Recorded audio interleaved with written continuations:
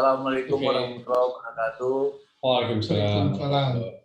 Selamat sore semuanya, Bapak-bapak, Ibu-ibu. Kita jumpa lagi ya, jumpa di Radio Zoominar katanya. Radio yang tidak ada antenanya dan tidak ada pemancarnya. Gitu. Oke, baik, ini episode yang keberapa? Ke-8 kalau nggak salah ya. Ke-8. Bisa cek Mas Budi, tanggal 26 Februari 2021, artinya minggu terakhir bulan Februari ya. Minggu terakhir Februari. Sudah masuk ke bulan Maret minggu depan.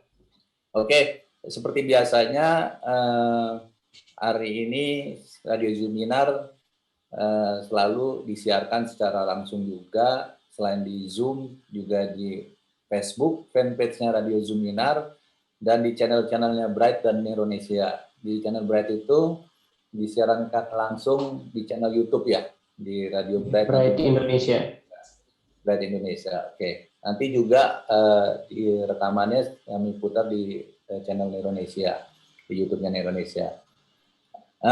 Karena itu kita harus rajin-rajin mengingatkan kembali, jadi Bapak-bapak, Ibu-ibu nanti, walaupun memang Radio Zoominar selalu diskusi santai tapi serius, tapi nanti Bapak-bapak, Ibu bila memiliki kesempatan untuk berbicara, untuk menjaga obrolannya, karena kita selalu menghindar hal-hal sensitif, karena teman-teman hari ini semua juga udah pada pusing ya ngadepin pandemi ya, jadi kita yang santai-santai aja ya, menghindar hal sensitif, tidak berbicara masalah politik, sara dan yang lainnya yang menyakitkan hati seseorang atau kelompok tertentu.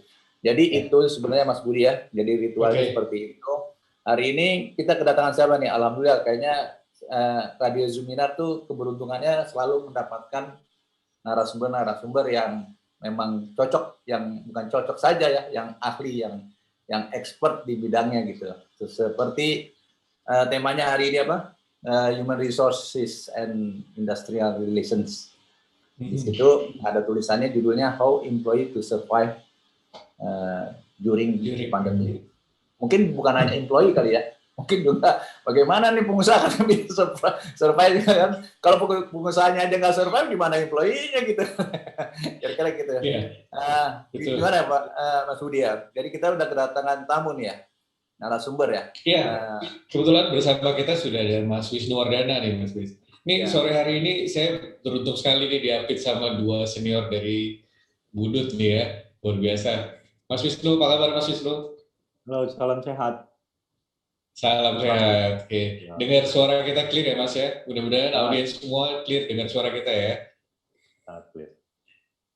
Ya, Mas Wisnu, tadi prolognya sudah disampaikan Mas Bambang nih. Kayaknya bakal menarik obrolan sore ini karena kita masih dalam situasi pandemi COVID-19 ya Mas ya? Iya. Dampak yang ditimbulkan salah satunya adalah problem mengenai ketenaga kerjaan ya, kurang lebih begitu ya Mas ya. Ya. Nah, dampak yang diakibatkan oleh COVID-19 ini kan nggak hanya dari sisi kalangan pengusaha, terutama teman-teman employee nih, karyawan yang juga mungkin kena dampak secara langsung efek dari COVID-19. Nah, kita bakal diskusi secara santai nih Mas Wisnu. Tadi saya sempat baca-baca sekilas ya. Mas Budi, kita kasih introducing sedikit kali ya. Siap, Mas. Yang di depan saya ini memang kakak kelas saya, senior. Jadi hormat Mas.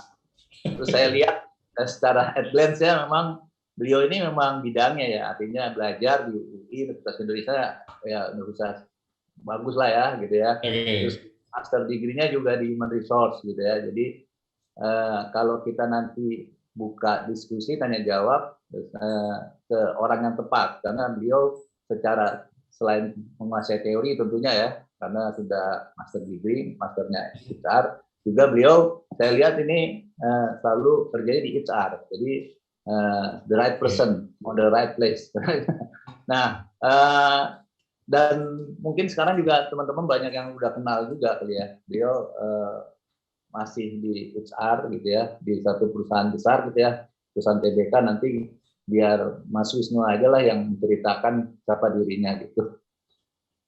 Waktu dan tempat silakan Mas Wisnu. Mas Wisnu silakan.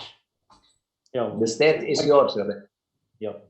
Baik, terima kasih ya untuk perkenalannya gitu ya. Saya Wisnu gitu ya. Saya itu senang dipanggil nama aja gitu ya. Nah, saya itu ngomong ya bukannya ahli ya. Jadi saya hanya punya satu pengalaman. Pengetahuannya kan kemarin waktu sekolah gitu ya. Nah, pengalaman yang saya berpikir ini sebetulnya gitu ya, rame-rame tentang hubungan industrial itu bisa diselesaikan dengan baik gitu ya. Atau misalnya nggak ada penyelesaian antara pihak-pihak, ada jalur, ada undang-undang yang mengatur, ada jalurnya seperti itu gitu ya. Nah, jadi saya ini mau sharing aja. Kalau memang baik ya terima kasih gitu ya. Tapi nggak mewakili siapapun. Jadi tidak berusaha bilang bahwa saya lebih tahu atau lebih pintar dari mereka gitu. Itu aja ya. Dan saya bekerja sekarang di perusahaan TBK benar gitu ya, perusahaan kosmetik gitu. Nah, ini yang paling lama gitu ya, paling lama saya hampir 10 tahun gitu ya. Jadi apa yang saya pelajari di bidang human resource gitu ya, saya tahu bagaimana melaksanakannya gitu. Nah, seperti tadi di awal saya bilang, saya ini punya pengalaman hubungan industrial seperti saya ketemu dengan serikat pekerja, saya hadir dalam debat sengit dengan sahabat-sahabat saya dari federasi waktu persoalan tentang UMP, saya hadir di Dewan Pengupahan di Balai Kota waktu itu ya, berdebat tentang bagaimana sih UMP rumusannya yang paling benar, istilahnya tuh KAL gitu.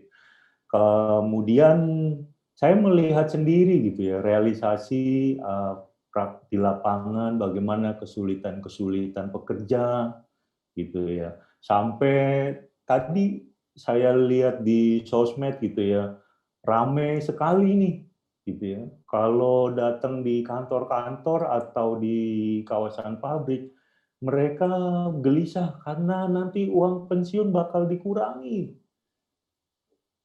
Uang mimpi kita gitu yang bekerja sekian lama bakal berkurang gitu ya. Termasuk isu-isu lain gitu ya. Nah, karena saya duduk di manajemen gitu ya, saya sebagai manajer. Budi SPG berapa? Saya itu jadi tahu tiap minggu kami rapat BOD, Board of Director. Kita tahu persis bagaimana ini para eksekutif berusaha bisa survive di era pandemi ini. Bisa, kalau nggak ada sales, nggak ada revenue, paling nggak growth-nya, dan seterusnya istilah-istilah itu ya. Jadi pengetahuan saya bagaimana dunia buruh, pekerja, pengalaman saya di manajemen gitu ya, membuat saya makin berempati gitu. Ternyata nih ada sesuatu yang harus saya sampaikan sehingga Bright undang saya. Oke, kalau temanya ini saya mau, kalau yang lain-lain yang lebih pinter aja deh, gitu Mas Budi ya, Mas Bambang ya. Ini udah mulai lanjut? Sudah lanjut Ya. Mas, silakan Mas. Lanjut. Oke. Saya Ya, kira kita ada mendengar, Mas. obrolan. Nah, Oke. waktu saya ditanya judulnya seperti apa nih gitu ya, teman saya Rizal bilang kasih judul gini-gini, jangan yang tinggi-tinggi berat gitu ya. Ini aja deh bagaimana employee survive, karena setiap hari nih kami gitu ya, pekerja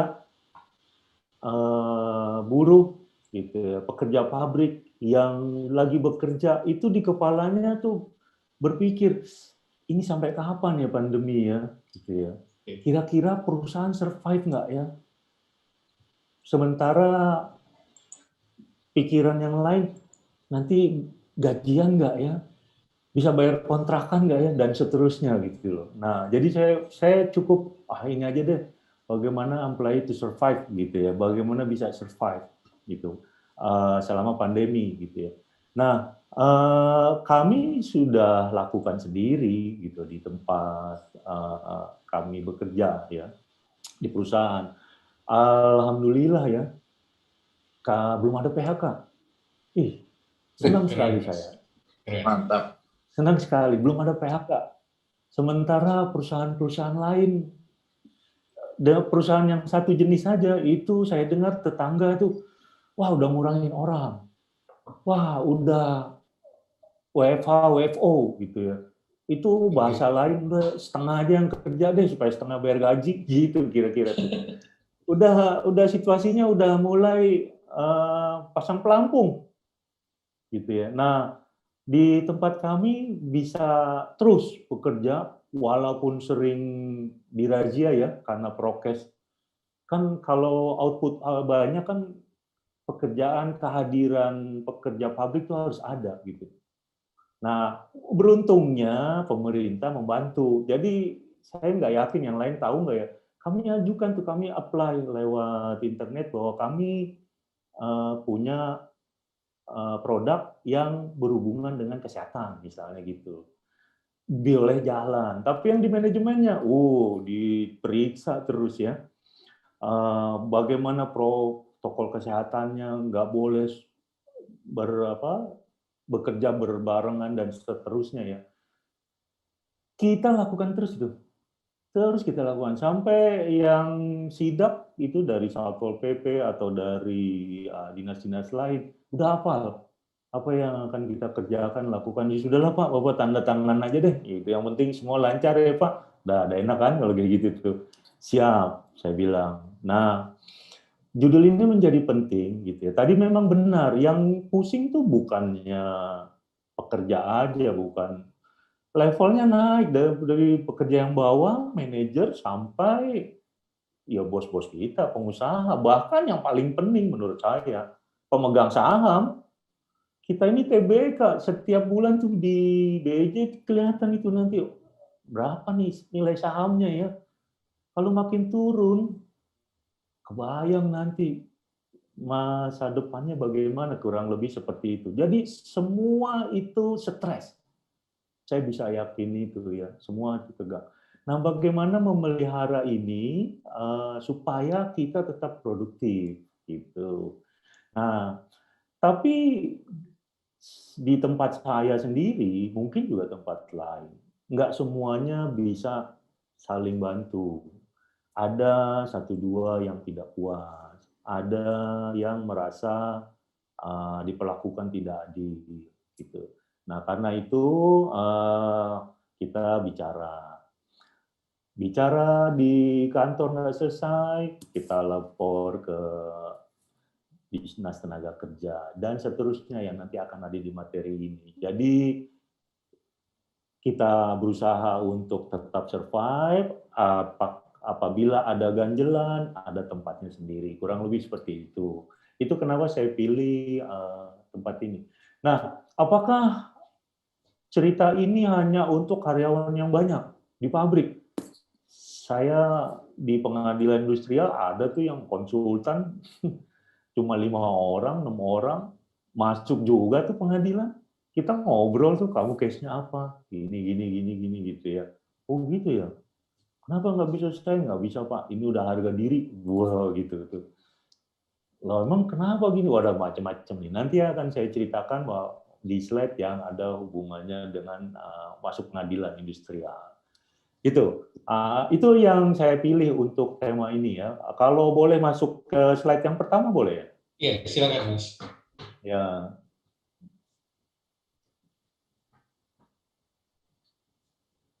Ya lanjut ya. Silakan Mas. Industrial Relation. Nah, saya tuh seneng cerita aja kalau suruh bikin slide. PPT ini paling lemah nih. Ini dia bikinin anak saya ini ya. Ya. Jadi saya mau memulai dengan hubungan kerja. Namanya juga hubungan industrial ya. Ada pekerjaan dulu kan. Kalau nggak ada kerjaan itu namanya hubungan percintaan. Lihatnya di sinetron Ikatan Cinta ya. Gitu. Nah, saya berusaha gambarkan dua orang yang salaman. Nah, satu itu mewakili dari pemberi kerja ya, gitu ya. Satu lagi pekerja, gitu. Di mana sebuah hubungan kerja, gitu, pasti itu ada pemberi kerja, ada yang pencari kerja atau yang menerima kerja. Nah, ini menarik karena saya gambar pakai simbol rupiah, gitu ya. Kalau di swasta, gitu, itu kiblatnya cuma dua menurut saya nih, ya. Gimana punya revenue atau profit atau istilah lainnya laba sebagainya. Gimana company bisa grow. Nah, jadi kenapa saya bilang seperti itu? Enggak semua pekerja di level bawah terutama ya Bu, pekerja-pekerja pabrik yang bisa memahami itu gitu ya. Dianggapnya bahwa perusahaan boleh dites gitu ya. Saya ngetes ini, kamu tahu nggak perusahaan kamu ini bekerja bikin apa? Tahu Pak, A, B, C dia ceritakan gitu ya. Karena dia ngerjain. Kamu tahu nggak nanti ini akan kemana? Oh nggak tahu Pak, itu urusan lain. Buat saya adalah bikin tuh orang pabrik gitu tuh. Nah, kalau pelamarnya orang sales, ya salesman, gitu ya, sales girl, SPG dan sebagainya gitu. Kalau ditanya, kamu tahu kerjanya? Tahu Pak, saya disuruh jualan, gitu ya.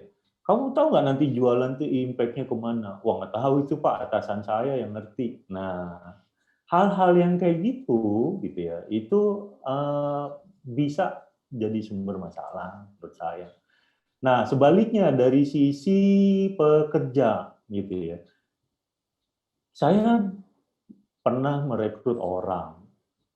Saya levelnya dari yang blue collar ya, dari yang level pabrik sampai yang manajerial. Kalau yang manajerial yang punya pengalaman dia paham apa yang dilakukan. Gitu. Tapi kalau yang di level bawah, gitu, biasanya mereka nggak pernah ngerti gitu ya. Yang penting kerja-kerja aja daripada di rumah nganggur, bikin stres gitu ya. Nah, hal-hal yang kayak seperti ini gitu ya, tidak bisa dipahami bareng. Hubungan kerja gitu ya. Ini lagi tren sekarang nih. Seperti tadi saya bilang bahwa di Undang-Undang Cipta Kerja itu perusahaan pemberi kerja boleh kontrak karyawan. Artinya, saya sebagai wakil manajemen, saya bisa rekrut pekerja pabrik, saya bisa rekrut supervisor supporting, saya bisa rekrut sales manager, bahkan manajer-manajer lain dengan basis kontrak basis. Gitu. Nah, kalau udah seperti itu, posisi pemberi kerja atau perusahaan posisinya bagus nih. Kalau kamu di awal bekerja bagus, saya perpanjang kontraknya. Kalau kamu sudah tidak bagus lagi, sorry to say ya, selesai. Gitu. Dari sisi pekerja, produktivitas itu nggak tiap hari muncul. Apalagi semakin tambah usia, semakin beragam organisasinya, faktor-faktor eksternal bisa banyak mempengaruhi produktivitas. Saya mau nyampein, kita nggak bisa produktif terus-terusan. Kalau lagi pas di titik rendah, diberhentikan kerja, mau ngomong apa? Itu tuh. Nah, perusahaan itu ngatur itu sebetulnya, ya. Ada istilah masih jalan sampai sekarang tuh PKWT dan PKWTT. Ya. PKWT itu perjanjian kerja waktu tertentu. Ya, jadi kalau saya meeting dengan manajemen produksi, kita punya target nih harus menghasilkan output 2.000 pieces dalam 1 minggu, gitu ya. Orang produksi sama orang HRD itu duduk bareng hitung jumlah orangnya, berapa jumlah orang, berapa gajinya, berapa jam kerjanya, dengan satu hitungan yang lebih kompleks. Akhirnya dibilang, oke, kita cuma perlu seminggu untuk bekerja ini. Kita ikat PKWT waktu tertentu. Nah, kalau PKWTT waktu tidak tertentu, gitu ya. Ini yang idam-idaman si pencari kerja nih. Saya lulusan SMK, saya lulus sarjana, saya masuk kerja di perusahaan bagus, saya diterima, punya gaji, tiap tahun naik gaji, nanti saya keluar lagi pas pensiun. Nah, itu PKWTT itu. Enak ini, gitu ya. Permasalahannya, gitu ya, tidak semua jenis pekerjaan boleh PKWT atau PKWTT, gitu ya. Kalau di aturan tenaga kerja tuh yang industri boleh melakukan PKWT gitu untuk pekerjaan-pekerjaan, misalnya ada kegiatan promosi di satu daerah tertentu. Oke, kita rekrut jumlah orang. Gitu ya. Bahkan ada yang lebih praktis, gitu ya. Industri itu menghubungi pihak ketiga penyedia tenaga kerja, outsourcing ya, atau lembaga ahli daya. Gitu ya. Nah, itu di Undang-Undang Tenaga Kerja membolehkan kita menggunakan ahli daya atau outsourcing. Gitu ya. Jadi bayangkan sekarang perusahaan besar dimanapun setingkat ya PMA gitu, itu orang yang di dalam bekerja itu boleh kita dari berbagai unsur. Misalnya untuk urusan cleaning itu dari PTA, untuk urusan sales itu disubkan. Ada perusahaan yang memang spesifik khusus untuk jualan. Dari perusahaan B, nanti ada lagi bidang marketing. Semua bisa menawarkan sesuatu yang akhirnya kita sebagai pemilik brand atau pemilik usaha, orang-orangnya nggak perlu banyak-banyak, cuman yang inti-intinya aja gitu loh. Ya, nah itu saya cerita PKWTT. Kemudian juga dalam hubungan kerja, gitu. Yang paling penting itu adalah ada dokumen kontrak kerja. PKWT itu dokumen kan, kontrak kerja gitu. Nah, kenapa ini penting gitu ya? Di ujung nanti kalau terjadi sesuatu, misalnya saya merasa digaji tidak sesuai, nanti itu orang dinas tenaga kerja, Bapak Hakim akan bertanya, apakah sudah dibicarakan sebelumnya? Kamu akan terima berapa?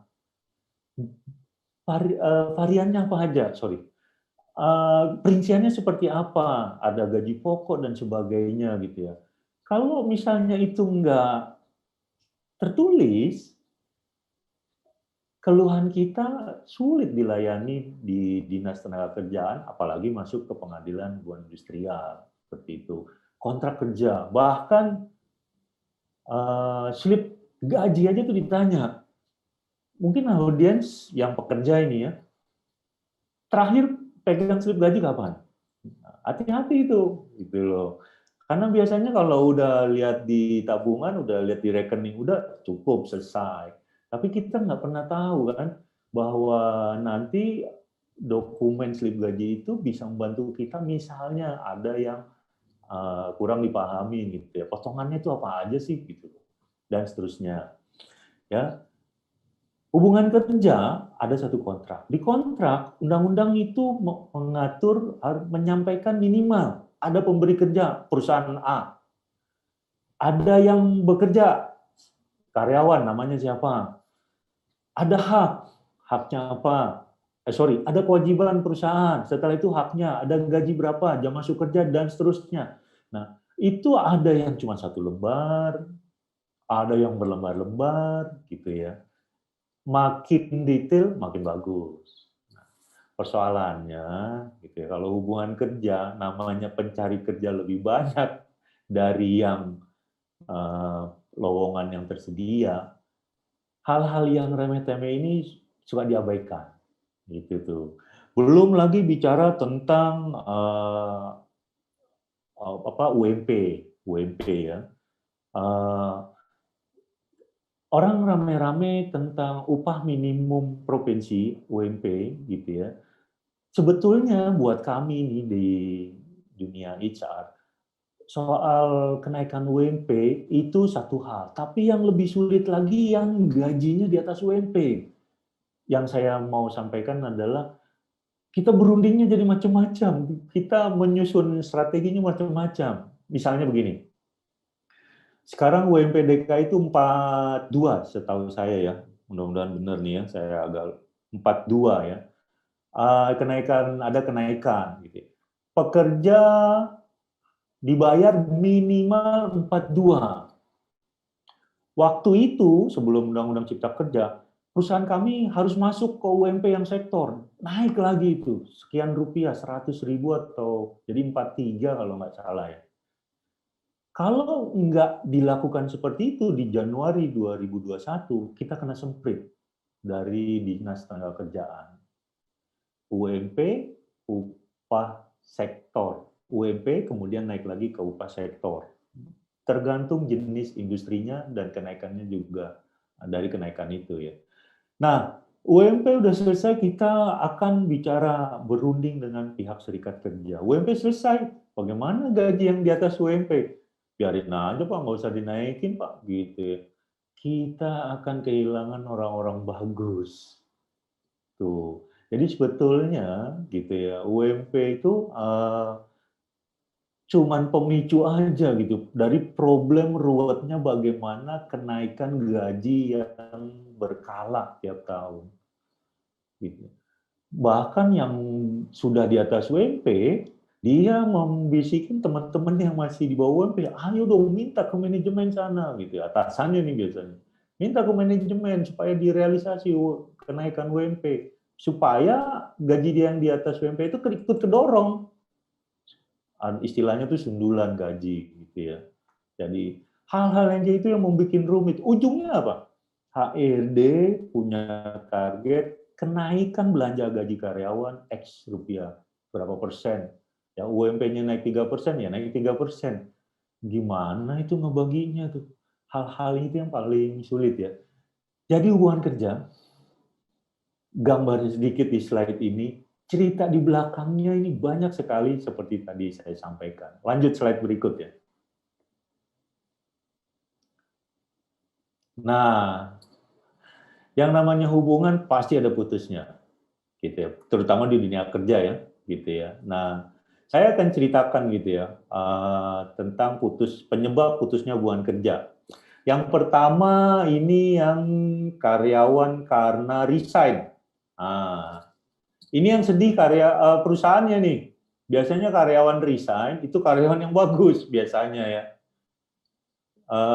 Kalau karyawan yang kecewa karena lingkungan kerja nggak enak dan sebagainya, kita nggak bisa cegah gitu ya. Biasanya dia bagus yang menjadi challenge. Tapi resign juga bisa jadi tolok ukur juga nih kalau mau minta naik gaji di tempat yang perusahaan kita bekerja tuh. Kalau ditahan, dinaikin gajinya. Itu udah hukumnya gitu tuh. Ya. Tapi jadi saya mau menyampaikan, kalau kita mau tes, sebenarnya kita diperlukan nggak sih sama perusahaan, ajuin aja surat resign. Kalau atasannya udah kebingungan, ditambahin gaji, berarti kita memang karyawan produktif. Tapi kalau atasannya bilang, loh kenapa nggak dari kemarin? Nah, malu deh kita, nggak jadi deh Pak, gitu. Ya. Penyebab putus hubungan kerja yang berikutnya pensiun. Ini yang tadi saya bilang PKWTT ya. Pensiun. Di swasta sih 55 ya, beda dengan ASN gitu ya. Tapi usia produktif kan nggak sampai 55 gitu. Bahkan ada company yang usia udah 50 ditawarkan apakah mau pensiun dini dan sebagainya. Kondisi normal itu pasti ada gitu ya. Perusahaan menyediakan dana gitu ya, kemudian ada penyegaran tenaga-tenaga baru gitu ya. Pemutus hubungan kerja itu juga karena sebab karyawannya meninggal, ya udah putus, nggak bisa disambung sama anak atau ahli waris gitu, nggak mungkin itu ya, jelas ya. Nah, pemutus hubungan kerja yang lain adalah karena perusahaannya kolaps ya, perusahaannya rugi, pilot, bangkrut, merger dan sebagainya, itu perusahaan-perusahaan yang sulit. Ini nih yang di Undang-Undang Cipta Kerja ini yang perusahaan yang seperti ini yang dapat quote and quote ya, dapat kabar baik nih gitu ya. Karena bisa memberikan uang kompensasi atau uang pesangon tidak seperti putus hubungan kerja karena pensiun. Tuh. Itu yang menarik ya. Terus putus hubungan kerja yang lanjutnya karena di PHK. Gitu, PHK. Jadi Undang-Undang Tenaga Kerja itu nggak secara jelas bilang perusahaan boleh PHK, gitu ya. Karena sebab-sebab ini. Biasanya itu dalam satu pasal itu dibilang dicari jalan keluar untuk penciptaan lapangan kerja, gitu kurang lebih. Nah, tapi di dalam dunia usaha, gitu, apalagi di swasta, jelas kan produktif nggak produktif, yang nggak produktif udah PHK. Banyak atasan ngomong PHK, PHK, pecat gitu. Banyak perusahaan ngomong gitu. Ini ada konsekuensinya. Kalau kita di PHK, udah kerja 1 tahun aja, kita itu dapat pesangon, gitu. Pesangonnya itu kalau di Undang-Undang Tenaga Kerja, gampang aja, pegang aja 3 jari ya, telunjuk, tengah, sama jari manis gitu. Itu pesangon yang pertama nih. Dapat uang pesangon, itu yang pertama. Dilihat dari masa kerja. Yang kedua, dikasih lagi uang penghargaan masa kerja, uang masa kerja. Jadi kalau kerja udah 2 tahun dapat 1 kali gitu, 1 kali upah ya, bukan total gaji upah. Kemudian yang ketiga, uang pergantian hak. Uang pergantian hak tuh misalnya uang medical, uang cuti, dan sebagainya.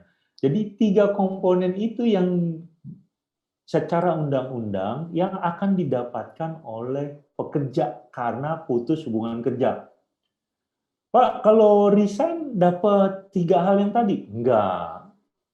Resign itu cuma dapat uang jasa. Jadi kalau resign baik-baik gitu ya Pak, resign sampaikan sekarang untuk bulan depan gitu ya.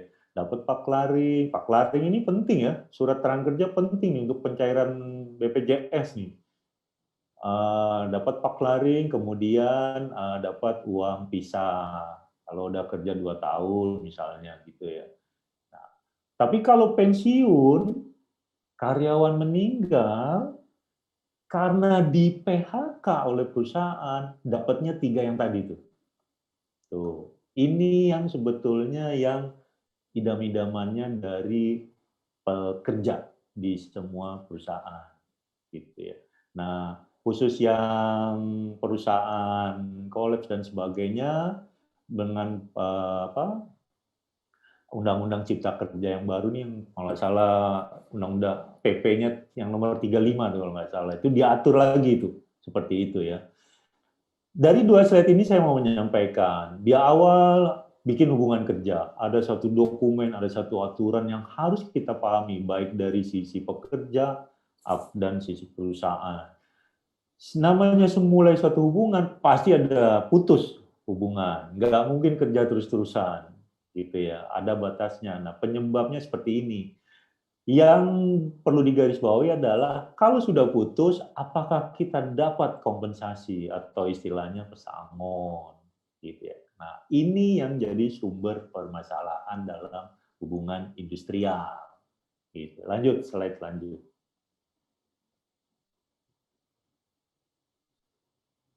Tadi saya cerita, kalau PKWTT, pergantian kerja waktu tidak tentu, saya terima karyawan si A, umur 25 tahun, ya, tanda tangan ya, probation 3 bulan, bagus, lulusannya bagus, keahliannya bagus, semuanya bagus semua deh, gitu ya. Begitu saya tanda tangan, si A itu nanti akan dapat surat penetapan karyawan, SK. Nah, SK ya, 25, usia pensiun 55, dia perlu 30 tahun lagi untuk tetap bekerja di perusahaan ini. Apakah si A itu 30 tahun akan memiliki prestasi yang sama seperti di awal dia masuk kerja? Apakah si A itu, si B itu, semua karyawan itu bisa mempertahankan produktivitasnya yang diinginkan oleh perusahaan? Enggak juga. Pengalaman saya, ya, kalau konseling mau pekerja pabrik, para manajer, itu pasang surut, gitu ya. Saya itu kelompok-kelompokan ya. Kalau pekerja pabrik itu problemnya itu di tanggal 20-an ke atas tuh. Pekerja pabrik itu. Begitu udah gajian, cicilannya macam-macam tuh, gitu ya. Macam udah sisanya sedikit kan. Nah, dia bekerja nih. Pertama dia masih punya buat ngisi bensinnya, dia masih punya uang untuk keluarganya. Begitu udah di tanggal 20-an, dia bingung nih. Kalau dia bingung, pekerja pabrik, terus dia ngelamun. Kalau ngelamun ada error. Kalau ada error, reject, itu supervisor atau powergu-nya akan tegur. Ditegur sekali, dikeluarin surat. Surat peringatan. Surat peringatan sekali, hari ini salah. Besok salah, lusa salah, SP1, SP2, SP3, akhirnya dikeluarkan. Itu baru umur 25, katanya janjinya umur 55, nanti baru putus gitu. Gimana nih? Pecat. Nah, kalau dipecat, seperti slide sebelumnya, bayar pesangon. Buat atasan atau manajer yang obral pecat PHK orang, saya dari sisi HR bilang, lu udah hitung belum berapa kompensasi yang harus dibayar? Gitu ya. Ah, itu kan urusan HRD, gitu. Biasanya gitu tuh. Nah, yang saya ingin sampaikan, ini di level pekerja pabrik. Bagaimana yang di level manajerial? Level supervisor, superintendent, manager, bahkan di senior manager. Aduh, sama peningnya ini. Tapi kan atasan atau direksi nggak peduli. Buat saya dia datang, kan udah ditulis dalam kontrak kerja, dalam perjanjian. Datang pagi jam 8, pulang jam 5, ya lo harus menghasilkan sesuatu. Gitu. Kalau enggak, ngapain saya bayar kamu mahal-mahal? Gitu. Saya cari orang lain. Nah, kalau misalnya belum masih ada hubungan, bagaimana putusnya? Kalau si pekerjanya atau manajernya merasa tahu diri, dia resign, aman ya, berarti ya dikasih uang jasa. Beberapa company malah ya udah terima kasih, kasih paklarin aja, ya nanti kita ketemu lagi gitu. Tapi kalau misalnya dia nggak mau resign, nah sementara atasannya udah tadi bilang, udah saya mau PHK dia, orang HRD-nya jadi bingung nih, gimana ini? Kok tiba-tiba PHK? Enggak Pak, enggak ada tiba-tiba ini. Dia lalai, dia error, saya kasih SP, udah iya SP, tapi SP12 itu kan sifatnya membina. SP3 dalam Undang-Undang Ketenagakerjaan itu yang sifatnya pelanggaran berat. Dan itu pun kalau mau di PHK harus diputuskan dulu di pengadilan gitu loh. Nggak bisa serta-merta. Jadi susah gitu merealisasikan tentang ya udah pecat aja keluar gitu, nggak bisa, itu nggak bisa seperti itu. Nah si pekerja sebaliknya nih, saya pernah ngadapin ini manajer senior ya, udah 9 tahun ya, 9 tahun ya, nggak apa-apa Pak, kalau memang direksi nggak mau terima saya lagi kerja gitu karena saya dianggap salah, Bapak keluarin surat PHK dong ke saya. Itu ada artinya tuh, maksudnya tuh. Mana suratnya kalau PHK? Karena begitu surat PHK keluar, dia akan bawa surat itu ke Dinas Tenagakerjaan, manajer A di PHK karena kesalahan ini. Udah rumus yang slide nomor 2 tadi, bayar uang pesangonnya, treatment seperti dia pensiun. Dapat uang pesangon, dapat uang jasa, dapat uang penggantian hak. Gitu. Nah, kalau perusahaannya banyak duit, nggak apa-apa, 1-2 orang. Nah, kalau perusahaannya lagi nggak punya duit, terus yang lagi mislek itu level manajernya banyak, gimana ngolahnya ini? Akhirnya duit habis cuman bukan buat modal kerja, buat bayarin pesangon aja gitu loh. Kurang lebih gitu. Gimana nih mensiasati seperti ini? Itu ya. Lanjut slide-nya. Nah, rupanya di Undang-Undang Ketenagakerjaan itu sudah diatur, itu ada istilah ya namanya bipartit, pihak-pihak yang berselisih gitu ya. Nah, kalau di pabrik, di industri gitu, biasanya pekerja pabrik itu didampingi oleh serikat. Nah, tentang serikat ini saya mau kasih cerita juga ya. Beberapa pemberi kerja perusahaan menganggap serikat itu apa ya istilahnya ya, enemy gitu ya. Ini istilah saya pribadi nih karena melihat ini penghalang ini gitu ya.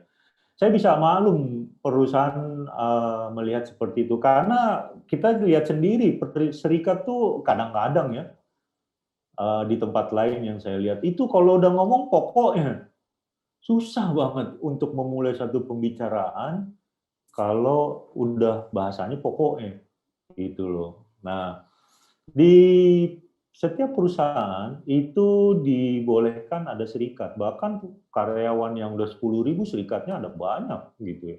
Boleh 2 serikat, 3 serikat nggak masalah gitu ya, selama disetujui gitu ya, Pen. Nah, kembali lagi yang soal bipartit.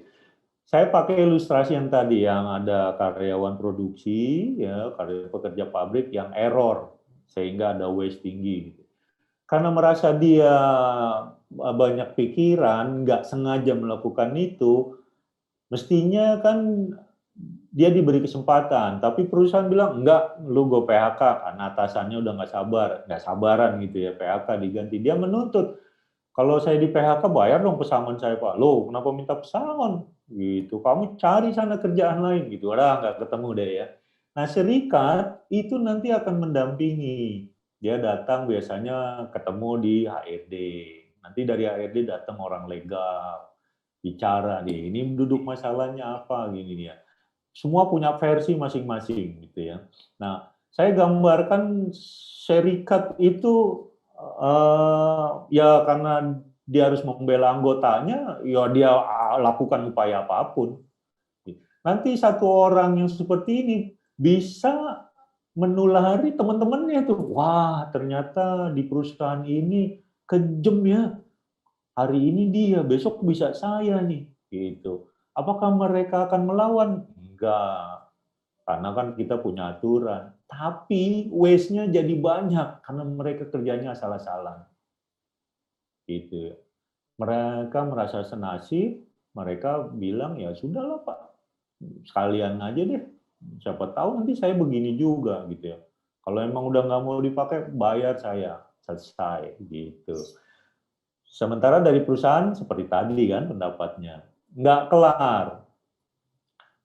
Kalau bipartit nggak kelar, sesuai undang-undang, kita bisa lapor ke tenaga kerjaan. Nah, ini yang saya maksud tadi tuh, hubungan kerja itu di awal harus lengkap dokumennya. Yang nggak puas, akan melapor ke dinas. Nanti di loket bagian lapor, orang dinas tenaga kerjaan itu akan bertanya, Bapak ini karyawan dari mana? Mana ID card-nya? Ya, belum bikin. Mana kontrak kerjanya? Ya hilang. Slip gaji belum diambil, sekarang kan transfer. Ya balik dulu. Gitu. Nah, misalnya itu lengkap, oke ya, selama administrasinya udah lengkap, baik. Keluhannya apa? Saya nggak dibayar pesangon, gitu loh. Emang masalah apa gitu? Nah, yang mau saya saya ceritakan, biasanya perselisihan itu ada 3 hal. Perselisihan hak, perselisihan pesangon, saya balik dulu. Perselisihan pesangon dulu yang paling utama. Perselisihan pesangon, kedua perselisihan hak, kalau nggak salah perselisihan hak, yang ketiga perselisihan kepentingan. Yang perselisihan pesangon itu yang tadi ya, jelas ya. Di PK perusahaan nggak dapat apa-apa, itu pesangon, dah clear. Kalau perselisihan hak, saya kerja tapi gajinya telat. Nah, biasanya tanggal 1, tiba-tiba tanggal 20, udah telat berkurang. Itu perselisihan hak. Bahkan ada laporan saya kerja di perusahaan X tapi belum didaftarkan BPJS Kesehatan. Nah, itu hak itu.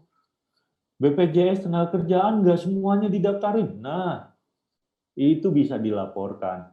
dan perselisihan kepentingan. Saya nggak pernah ketemu nih kasus perselisihan kepentingan, tapi kata mediatornya di dinas kepentingan tuh biasanya apa, ada like and dislike gitu ya, ada atasan yang senang, ada yang merasa dibuang, ditaruh di bagian yang nggak enak supaya keluar dan seterusnya gitu loh.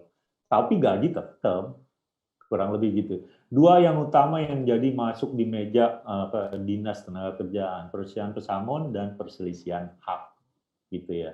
Nah, kalau sudah lengkap data-data bahwa pelapor itu benar bekerja itu, biasanya nanti perusahaan dipanggil. Nah, di mediator ini mereka punya aturan main ya, bahwa ketemu minimal maksimal 3 kali. Tapi sebelum ketemu diajak bicara dulu gitu ya. Nah, waktu saya datang ke Dinas Tenaga Kerjaan di Jakarta Timur gitu ya, ini sama juga, antri banyak sekali. Saya kadang-kadang suka kasihan lihat mediatornya, bingung. Soalannya macam-macam, ada yang datang sendiri, ada yang datang berkelompok gitu ya. Dan kalau sudah emosional, itu memediasikannya sulit sekali. Sulit sekali. Bahkan saya malah sering melihat ini susah banget sih didamaikan gitu ya, mediatornya sampai kita mau cari jalan tengah nggak gitu loh. Kenapa kan saling bertahan gitu. Sampai komen-komen putus asa gitu ya, kasihan mediatornya. Karena semua masing-masing bertahan di pendapatnya. Nah, di pihak pekerja biasanya mengundang serikat. Nah, nanti yang datang bukan serikat yang ada di perusahaannya, nanti bisa didampingi oleh serikat yang ada di wilayahnya tertentu. Itu lebih sulit lagi itu. Gitu. Lebih sulit. Mereka punya ikatan yang di daerah tertentu dengan wilayah dan seterusnya gitu ya. Kenapa saya bilang sulit? Yang bicara jadi banyak, materi yang dibahasnya jadi kemana-mana gitu, kurang lebih. Nah di persidangan dinas ini saya mengalami yang perselisihan dengan pekerja pabrik, manajer pernah, Mbak,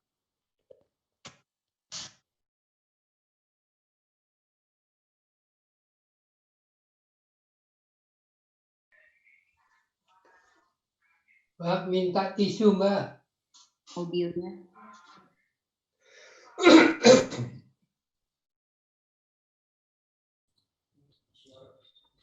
Mas Wisnu? Mas Wisnu? Suaranya hilang. Suaranya hilang, Mas Wisnu. Halo, bisa dengar lagi ya? Iya, sudah, Mas. Dari silakan. meja tripartit yang dinas ini nanti keluarnya 2 dokumen. Kalau sepakat disebutnya perjanjian bersama. Ya sudahlah Pak, karena perusahaan sanggupnya segini, ya saya banyak ngelamun, ya udah Pak, Bapak nggak bisa kasih saya 2 kali PMTK, Bapak kasih saya 1 kali, oke kita salaman.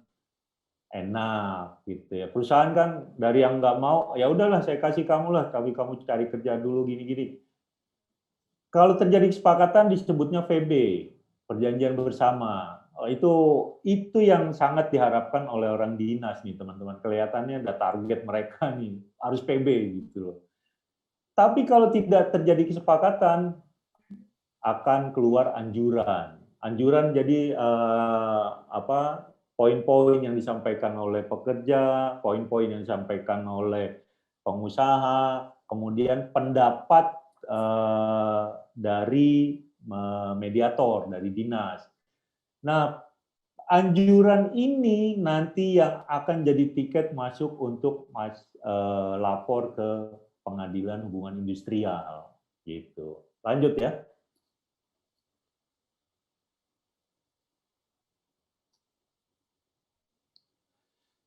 Tidak semua provinsi memiliki pengadilan hubungan industrial. Tadi di awal saya cerita di Pekanbaru itu kami nebeng dengan kami ada di pengadilan negeri, hakimnya pinjem hakim pidana. Jadi sesi hubungan industrial itu siang biasanya, walaupun undangannya jam 9 pagi tetap sampai yang pidananya selesai dulu gitu ya prosesnya baru hubungan industrial. Saya ilustrasikan di itu yang di Pekanbaru waktu itu, sama juga yang di Samarinda. Case-nya di Balikpapan. Balikpapan nggak punya hubungan industrial, akhirnya terbang lagi ke Samarinda gitu. Nah, persoalannya adalah ini ada tahapan-tahapan yang harus dilalui ini yang mau saya cerita ini. Nah, sementara kalau di Jakarta, setahu saya hanya satu itu yang di Pengadilan Negeri di Jalan Bungur itu ya. Itu termasuk menurut saya yang paling bagus ya, karena daftarnya aja online gitu ya. Kemudian bisa lihat kronologis acaranya apa saja gitu. Hakimnya juga sabar, bisa ada. Saya pernah lihat itu ada pihak pekerja yang nggak ngerti bagaimana menyusun menyusun apa itu istilahnya pengaduan ya, replik duplik gitu ya, nggak ngerti akhirnya dikasih tahu ngajarin dan seterusnya ya. Nah, jadi tidak semua di Indonesia itu nggak semua ada pengadilan hubungan industrial. Biasanya kalau yang tidak ada mengikuti hakim-hakim yang lain gitu ya. Nah, kalau pekerja yang tidak puas merasa diperlakukan tidak adil oleh perusahaan, dia bisa melaporkan kasusnya, pengaduannya ke pengadilan hubungan industrial. Nah, tapi di situ ada syarat-syaratnya itu. Bisa dibuka di online gitu ya. Syarat-syarat dokumennya ini harus lengkap baru bisa diterima. Salah satunya adalah yang tadi itu, anjuran. Jadi kalau nggak ada anjuran dari dinas, nggak bakalan bisa diproses selanjutnya. Nah, setelah syarat lengkap, nanti akan ditunjuk panitera. Paniteranya itu yang akan menghubungi pihak-pihak penggugat, pihak perusahaan yang tergugat, gitu ya. Saya pernah saksikan ada perusahaan yang jadi penggugat loh. Case-nya apa saya nggak tahu persis. Jadi semua boleh melakukan gugat-menggugat silakan aja gitu ya. Ada pihak. Nah di sini saya perhatikan dari pihak penggugat dan tergugat biasanya diwakili atau menunjuk kuasa pengacara. Nah, baru ini sistem pengadilan dimulai gitu ya. Ya, lanjut.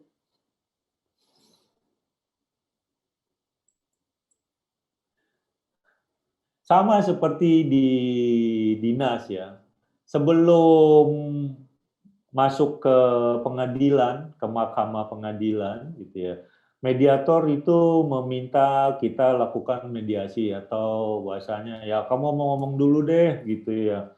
Pak masa sih nggak ada kata titik temu gitu ya. Tapi karena sudah berlelah-lelah di kantor dinas, berlelah-lelah di bipartit, di perusahaan sendiri, udah menumpuk emosinya, sulit lakukan mediasi-mediasi di luar sidang gitu ya. Tapi itu diberi satu kesempatan. Apakah ada yang berhasil? Biasanya ada yang berhasil. Jadi ya karena proses ini berpanjang-panjang gini akhirnya satu pihak saling mengalah dan mengalah gitu ya. Ya udahlah daripada capek nih karena akan berlanjut lagi ini pengadilan yang putusan untuk mendapatkan putusan yang inkrah, ya udah kita bicarain lagi. Nah biasanya kalau tidak ada orang-orang yang menambah-nambahi omongan, membumbu-bumbui, itu biasanya lebih enak bicaranya. Makanya disediakan satu ruangan, nggak bisa rame-rame seperti itu gitu loh. Nah, ini itu yang di pengadilan ya. Nah, misalnya di mediasi tidak cukup, akhirnya kita berproses. Pertama, penggugat menyampaikan gugatannya. bayangkan kalau pekerja nggak didampingi oleh serikat atau pengacara. Menyusun gugatan itu juga harus jelas gitu ya. Saya pernah baca itu gugatan tuh sampai ada 50 halaman, belum lampirannya gitu ya, dasar-dasar gugatannya gitu ya. Nah, kalau itu udah lengkap gitu ya gugatan,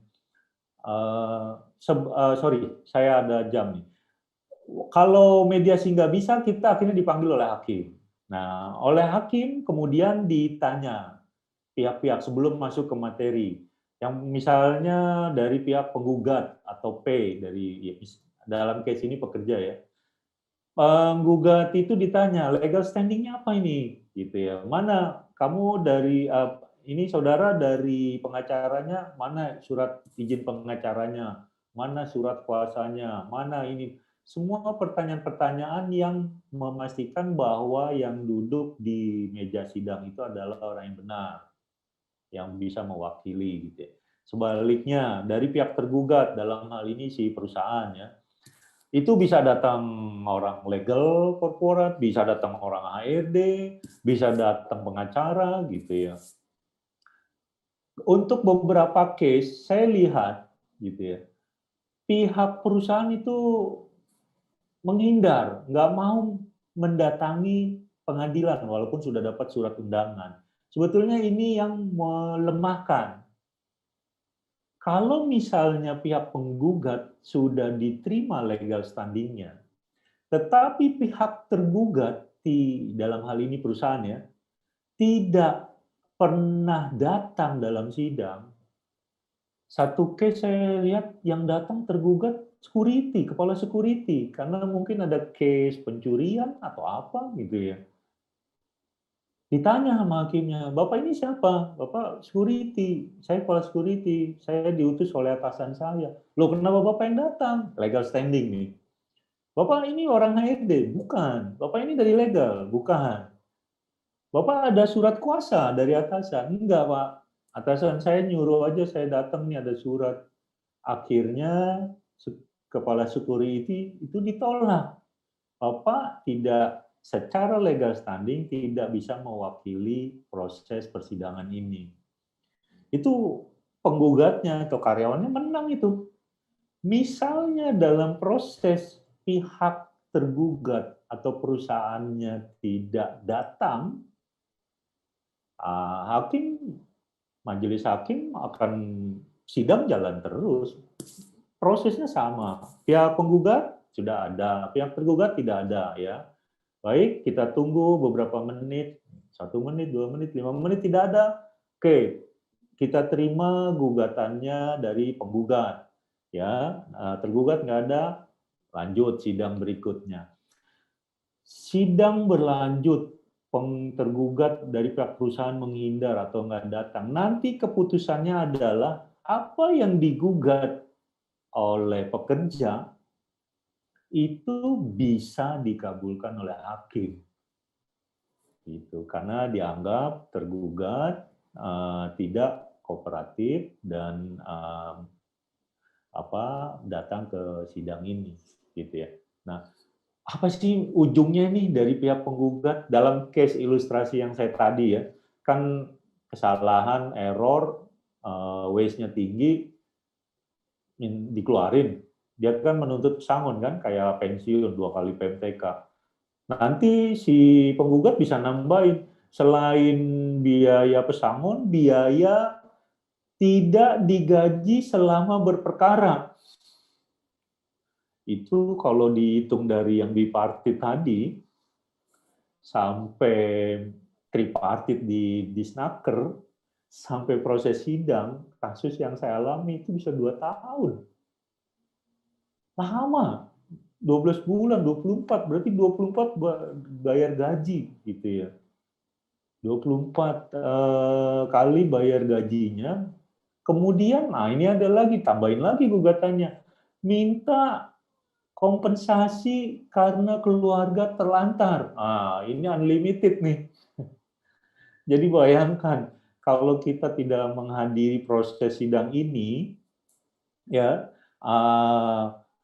penggugat dalam hal ini pekerja bisa dikabulkan uang pesangonnya, bisa dikabulkan haknya, gajinya selama berperkara, bisa dikabulkan akibatnya, dampaknya. Itu dari sisi pekerja. Bagaimana kalau dari sisi pemberi kerja atau perusahaannya? Saya datang sendiri dan saya menceritakan ke hakim, saya berusaha meyakinkan hakim kalau bahwa karyawan ini case-nya bukan karyawan produksi ya, manajer yang saya hadapi. Kalau karyawan ini sebenarnya udah diajak bicara, gitu. Ada notulennya, ada dokumentasi. Sudah diajak kerja lagi, tapi tetap menolak. Nah, kami bisa yakinkan seperti itu. Sudah dibayar hak-hak gajinya sampai periode tertentu, sudah dikasih THR-nya. Tapi kalau bahasanya minta PHK gitu. Bagaimana lagi apa yang harus dilakukan perusahaan? Kurang lebih seperti itu. Nah, hakim bisa mendengarkan hal ini, mempertimbangkan hal ini, gugatan dari pihak pekerja yang macam-macam dengan rasa keadilan dari majelis hakim, akhirnya hanya dipenuhi sebagian aja atau satu kali PMTK saja, mungkin di bawah itu lagi gitu loh. Itu kan satu keberuntungan buat perusahaan. Kita bisa mengurangi nominal tuntutan. Apabila sudah putus putusan hakim, ini kan perkara perdata ya. Apakah perusahaan langsung bayar? Belum tentu. Gitu. Walaupun sudah resmi ada tanya jawab, sudah resmi putusan pengadilan, sudah inkrah, gitu. Tetapi perusahaan kan harus siapkan dana. Nggak serta-merta kita, ya udah ini silakan ambil uangnya gitu ya, uang pesangon yang putusan hakim, nggak begitu juga gitu ya. Nah, dari ilustrasi ini, saya ingin menyampaikan kalau di slide sebelumnya gitu ya, putus hubungan kerja penyebabnya macam-macam gitu ya. Kemudian kita harus bayar pesangon. Gitu. Nah, tetapi walaupun yang nggak puas pesangon, walaupun menuntut sampai sedemikian panjang memakan waktu dan energi gitu, hasilnya juga kadang-kadang tidak sesuai harapan gitu ya. Oke, saya akan tutup cerita saya dengan satu slide lagi ya. Slide berikutnya. Nah, gimana sih sesuai judul nih ya, bagaimana supaya employee bisa survive gitu ya. Pandemi ini ya, apalagi di normal. Nih yang harus kita perhatikan nih dari sisi perusahaan nih. Aturannya jelas. Ya. Kemudian kontrak kerja jelas. Kontrak kerja jelas. Kemudian ada PKB, perjanjian kerja bersama, ada job desk. Semua kejelasan-kejelasan yang dibuat tertulis itu sangat membantu untuk bisa dipahami oleh karyawan. Nah, sebaliknya karyawan, kan tadi saya cerita di depan, umur 25 masuk kerja. Nanti umur 30 skillnya nambah nggak? Kalau hari ini cuma bisa nginput data, apakah besok bisa analisa, bisa bikin riset gitu ya. Kemudian ilmunya nambah nggak? Hari ini bisa bidang HR, bisa baca laporan keuangan nggak? Berikutnya bisa tahu nggak bagaimana sales bekerja? Dan seterusnya. Dan yang paling penting, mental. Kebanyakan anak-anak baru yang saya rekrut, itu lulusannya bagus-bagus, pengalamannya banyak, gitu ya. Tapi nggak ada yang awet. Anak milenial ini baru 3 bulan keluar resign gitu ya. Karena ketemu atasan nggak enak, karena lingkungan kerja nggak nyaman, karena berbagai banyak sebab gitu ya.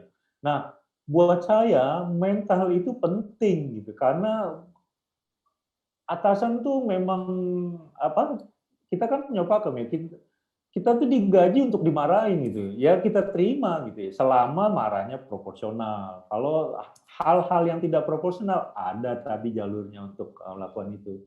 Nah, penutup, saya bikin kesimpulannya bahwa hubungan kerja di era pandemi ini akan lebih baik apabila kita paham apa yang diinginkan perusahaan dan karyawan juga bisa memberi kontribusi lain ya yang bisa membantu perusahaan tetap survive gitu ya. Itu aja demikian. Mohon maaf karena terlalu panjang, saya nggak pernah direm ya, jadi akan jalan terus ya. Tapi saya akan kembalikan lagi ke Mas Bambang nih. Ya Mas Bambang. Ya, Mas Wisnu. Oke, mantap sekali nih Mas Wisnu. Memang seperti dugaan kita ya. Pasti kalau sebenarnya pengetahuan itu kan bukan hanya formil di kuliah ya. Artinya pengalaman juga jadi pengetahuan gitu. Bahkan kalau secara ilmu keotakan itu pathway-nya lebih tebal katanya. Jadi makanya tadi saya bilang berarti nggak meragukan. Mungkin teman-teman yang ingin bertanya sesuai di chat room sudah disampaikan ya Mas Budi ya, bisa raise hand ataupun menuliskannya di chat room gitu. Gitu ya Mas Budi ya. Mungkin sudah ada pertanyaan, silakan. Sudah ada Mas Bambang. Mas Wisnu bisa dengar jelaskan suara saya? Jelas Mas Budi. Oke, Mas ada pertanyaan nih Mas. Jadi kan saat ini suasananya sedang pandemi ya, COVID-19. Nah, ada nggak sih ketentuan khusus yang diatur pada saat situasinya sedang dalam pandemi seperti ini, Mas? Maksudnya ketentuan PHK. Ini langsung jawab ya? Boleh langsung jawab aja, Mas. Santai aja. Bisa langsung ya, jawab. Pandemi yang pusing kan semua ya, bahkan pemerintah, presiden juga pusing gitu ya.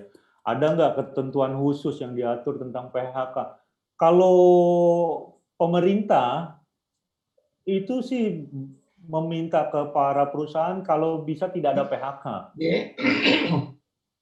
Jadi ketentuannya itu tuh, kalau bisa tidak ada PHK gitu ya. Perusahaan ada nggak aturannya atau ketentuan tentang PHK? Kalau di tempat saya bekerja, perintah founder kami, perintah BOD kami, kalau bisa jangan PHK. Kalau bisa jangan PHK, apalagi kami perusahaan nasional. Kan tadi di slide pertama kita bilang ya, PHK itu sebetulnya kata yang akan datang kepada siapa aja. Yang namanya ada hubungan dimulai ya diputus gitu ya. Tapi ketentuan khusus itu tidak ada pandemi. Bahkan yang saya tahu tuh di bulan lalu kalau nggak salah ya, di ARD itu sibuk mendaftar orang-orang yang dapat bantuan dari pemerintah. Bukan bicarain PHK, malah dikasih bantuan. Yang gajinya di bawah 5 juta itu dapat insentif 500 atau 600 ribu. 2 kali tuh, lumayan loh itu. Gitu ya, dengan kita aktif seperti itu. Jadi saya jawab bahwa nggak ada ketentuan khusus yang diatur tentang PHK. Sama saja, aturan PHK itu sama seperti yang saya ceritakan tadi. Penyebab putusan itu sama. Hanya bedanya dengan Undang-Undang Cipta Kerja, PHK karena perusahaan lagi merugi, itu jumlah uang pesangonnya beda. Itu. Oh gitu. Bisa jawab ya? Oke, clear Mas. Nah, sambil nunggu yang lain mau bertanya, saya ada satu wacana. Kan ada istilah dalam situasi tertentu kita nggak bisa menyenangkan semua pihak. Apa sih yang Mas Wisnu lakuin nih selaku praktisi human resource untuk menjembatani antara kebutuhan perusahaan dengan kepentingan sisi karyawan, Mas? Kadang-kadang suka ada konflik tuh. Konflik antara karyawan dengan manajemen gitu? Iya, betul. Dengan perusahaan? Iya. Begini, di tempat saya ini karyawannya banyak. Ada satu serikat pekerja, ya. Dan saya sebagai orang HR, saya pertama-tama harus bermitra dengan serikat pekerja. Serikat pekerja di kantor kami, pabrik ini berafiliasi dengan serikat pekerja federasi yang ada di wilayah, gitu ya. Jadi mereka ada organisasinya terus sampai ke tingkat provinsi, gitu ya. Bahkan federasi yang besar nasional. Ada berbagai federasi. Saya ingin sampaikan bahwa mereka tuh walaupun ada di perusahaan, tapi punya kaitan terus sampai ke level nasional. Nah, level itu. Nah, kemudian konflik. Memang tugas HR itu menurut saya ya harus bisa mendeteksi konflik. Konflik kan bisa dideteksi dengan 3 hal tadi ya. Kalau konflik karena pesangon, konflik karena hak, sama kepentingan. Kalau pekerja yang usianya 40 tahun ke atas, biasanya tuh pesangon. Ngomongnya simple, Pak. Udah dapat gaji ya udah nanti saya kalau pensiun dibayar nggak ya gitu. Tapi kalau pekerja yang muda-muda umur masih di bawah 30 itu konfliknya biasanya konflik tentang hak, gaji gitu, insentif, uang lembur, uang ini, uang itu dan sebagainya, termasuk yang bukan cash ya, cuti, itu konflik tentang hak. Kan pernah diramaikan, ramai ya bahwa pekerja wanita nggak boleh cuti haid, misalnya gitu tuh. Wah itu pihak pekerja yang jumlahnya banyak itu bukan soal gampang. Nanti isunya jadi ketarik-tarik keluar. Misalnya wah hak asasi manusia dan seterusnya. Nah, bagaimana membuka komunikasi itu ya buat saya jangan ditemui satu-satu. Ada ketua itu pemimpin formalnya, ada yang senior itu pemimpin informalnya, ajak ngobrol, ajak bicara, coba pahami gitu ya apa yang diinginkan. Kalau ada yang mohon maaf saya lebih beruntung bisa sekolah tinggi, mereka kan pengen sekolah tinggi nggak mampu, akhirnya dia bekerja di tempat yang sama. Jadi kan cara berpikir, cara menyampaikannya juga beberapa orang sulit dimengerti gitu ya. Dengan kita dengerin terus, dengan kita bicara secara informal, saya bisa nangkap tuh isu-isu yang akan muncul. Nah, itu kita inventaris, sampaikan manajemen. Kurang lebih gitu, atasi konfliknya. Oke, ini ada pertanyaan lagi. Ya. Mas. Lanjut aja dulu. Oh gitu. Ini ada pertanyaan nih Mas. Mungkin yang nanya bisa ngobrol langsung sama Mas Wisnu nih. Pertanyaannya kurang lebih, kenapa gaji tidak dipending saja dan tunggu putusan hakim? Bayar upah proses. Nah, biasanya biasanya sesuai sama SEMA, upah proses itu kurang lebih 6 bulan ya Mas ya? Iya, memang itu ada aturan prosesnya selama 6 bulan. Tapi kan jadi begini, tadi di awal kan kita bipartit, pihak pekerja dengan pihak perusahaan bicara, gitu ya. Pihak perusahaan menyampaikan keinginannya, pihak pekerja menolak. Ya, pertemuan itu kan harus selesai 1 hari, besok, lusa. Kalau mereka tetap dibayar gaji, tapi tidak concern dengan penyelesaian, akhirnya kita bipartit cuma bayarin gaji, ngomongin soal yang sama. Nah, perusahaan menurut saya punya hak untuk menunda, bukan nggak bayar. Menunda. Habis nggak mau diajak ngomong, cari penyelesaian yang bagus. Kalau tidak ditunda, dibayar melulu, akhirnya nanti HRD kerjanya cuma bipartit aja. Ngurusin semua ya orang yang nggak mau kerja, ngomong aja sana sini. Kurang lebih gitu lah. Kami menunda. Menunda kan nanti mereka akan, terus kapan saya bayar? Ya makanya, karena ada satu kepentingan yang sama, gitu. Perusahaan keluarin duit, ya karyawan juga concern harus bisa menyelesaikan masalah ini gitu. Oke. Ya, Mas Bis tadi ada mau disampaikan, Mas. Silakan, Mas Bis.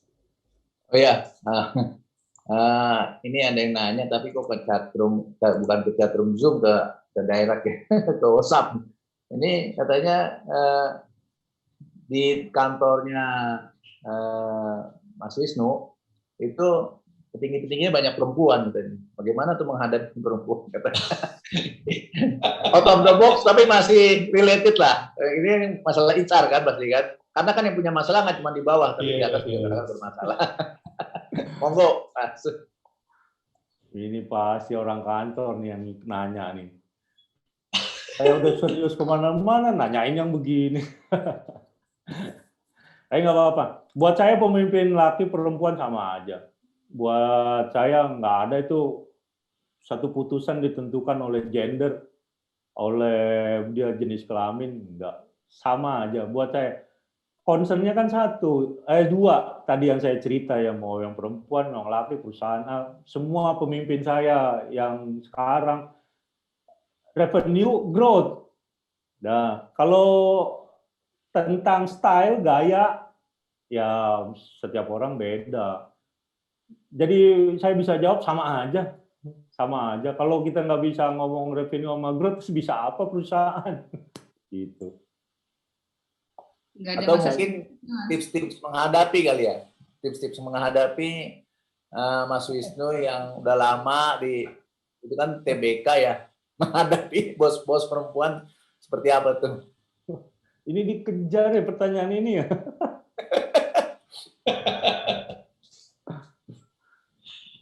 Kalau buat saya ini personal ya, bos perempuan itu dan lebih tua dari saya anggap ibu aja lah. Dicaci maki, dimarah itu suatu yang biasa ya. Karena saya kan pernah melihat juga bagaimana bos saya yang perempuan gitu yang ditanya itu ketika tidak marah, ketika sedang diskusi enak gitu. Jadi saya bisa maklum kalau kemudian dia marah, apalagi di tempat formal, di tempat yang ditanyakan target tercapai enggak, duit udah kepake berapa nih gitu. Kemudian nggak ada marah, itu bukan meeting itu lagi tahlilan. Nggak mungkin lah gitu. Kalau kita dimarah ya kalau salah terima lah. Ini ada pertanyaan lagi nih Mas Mas Wisnu, Budi. ada pertanyaan nih. Ya. Iya, dari Mbak Cici ya. Mbak Cici bisa dengar suara kami? Mau nanya langsung sama Mas Wisnu, kayak lebih afdol nih.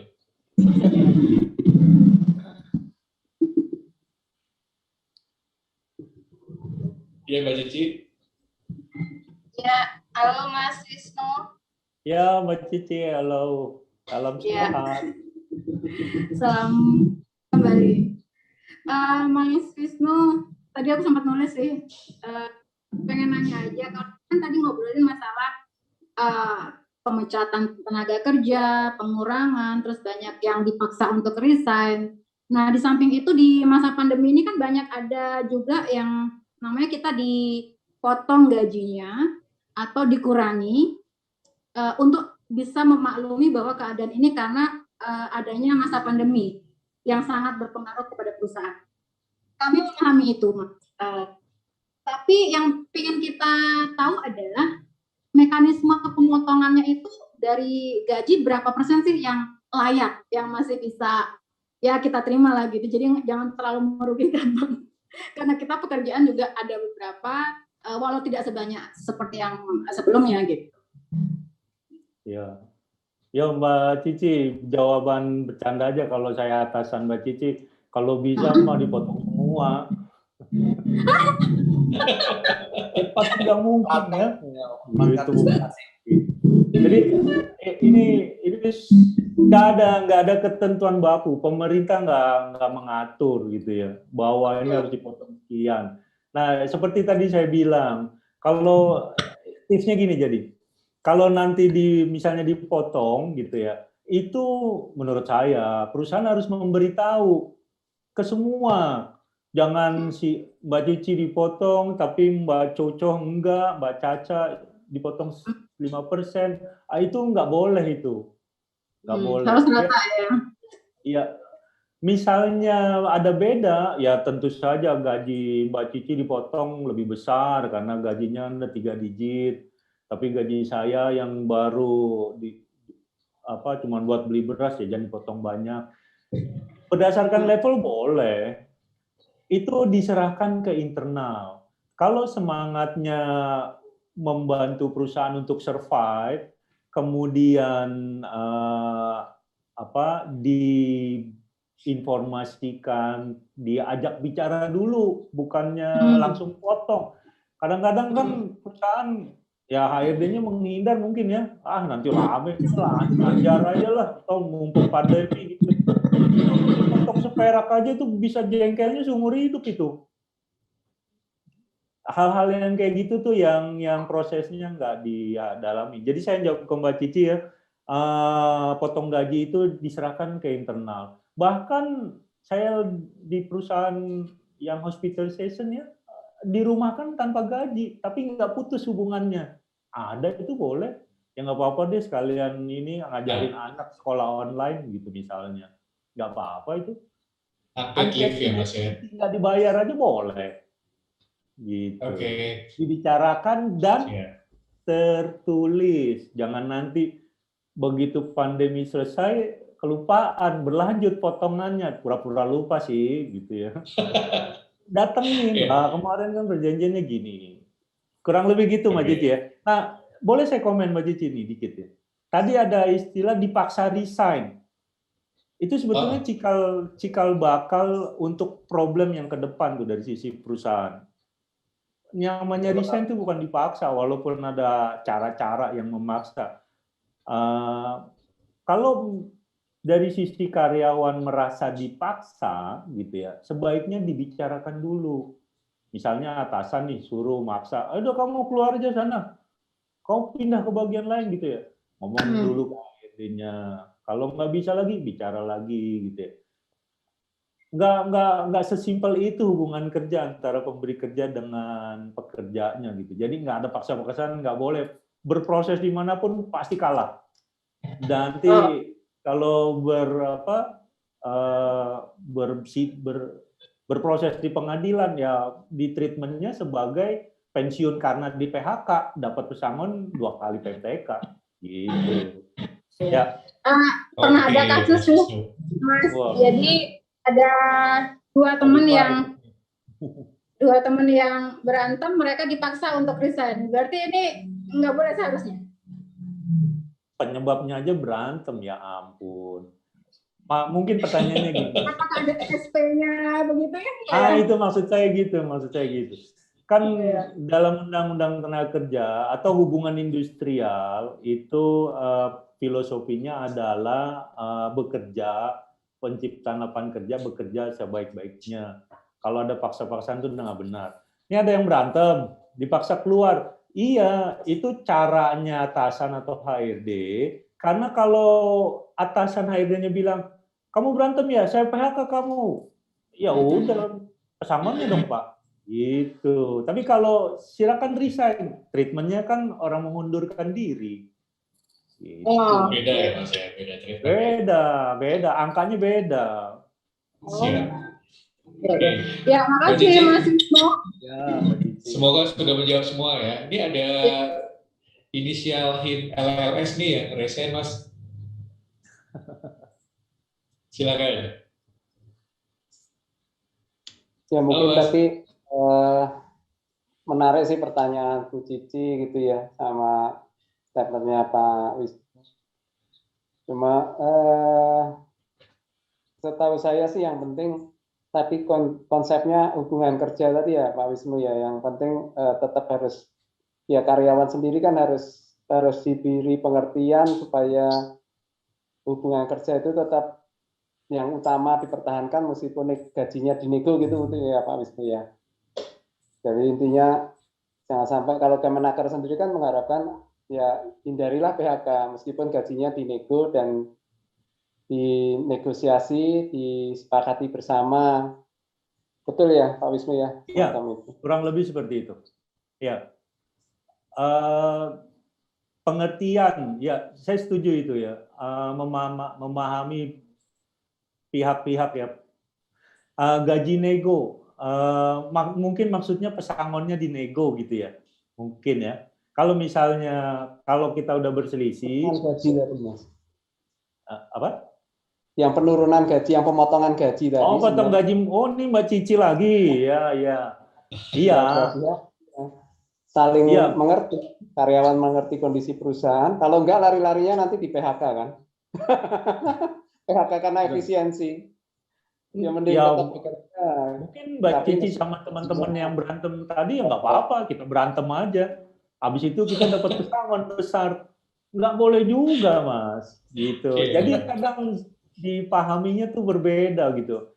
Yang paling ekstrim gini, kalau saya megang status karyawan, ya hubungan kerja ini jelas, saya pegang SK karyawan. Kemudian saya nggak mau kerja di kerja di perusahaan. Emang atasan bisa apa? Memang perusahaan bisa apa? Marah-marahin nggak apa-apa, kuping cuma 2, dengerin aja, gitu misalnya. Atau yang paling ekstrim kayak temennya Mbak Cici, saya berantem aja, gitu. Ya nanti kan kita kompromi, kita berantem yuk. Nah, habis itu kan dapat duit sangon gitu ya. Berantem gitu ya, berantem pura-pura atau beneran. Dia mengganggu perusahaan. Nggak sabar kan atasan, PHK lo, nggak apa-apa Pak, mana loket pesangonnya. Kalau dibilang begitu, mau jawab apa? Nggak boleh, prosesnya nggak semudah itu. Saya setuju memang gaji nego, pengertian gitu ya. Tapi hubungan industrial tetap tidak sesederhana itu juga sih. Gitu. Siap, Mas Wisnu. Ini waktu sudah menunjukkan pukul 17.28. Nah, ada lagi nih, kayaknya nih. Ada masih lagi banyak nih ya yang mau nanya-nanya. Oke. Ada ini pertanyaan terakhir ya Mas Bambang ya. Ini kan disiarkan juga secara langsung nih Mas Wisnu di live streaming di Facebook. Itu ada yang komentar dari namanya Herwan Cahyono katanya. Mas Bam, salam ya buat Mas Wisnu. Beliau good banget, tata cara berbicaranya bijaksana sekali. Salam hormat ya.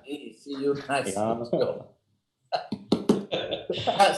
Saya dari saya nih ya, Mas Budi ya, Mas Wisnu. Dari saya sendiri ada 2 pertanyaan karena kita udah mau selesai ya.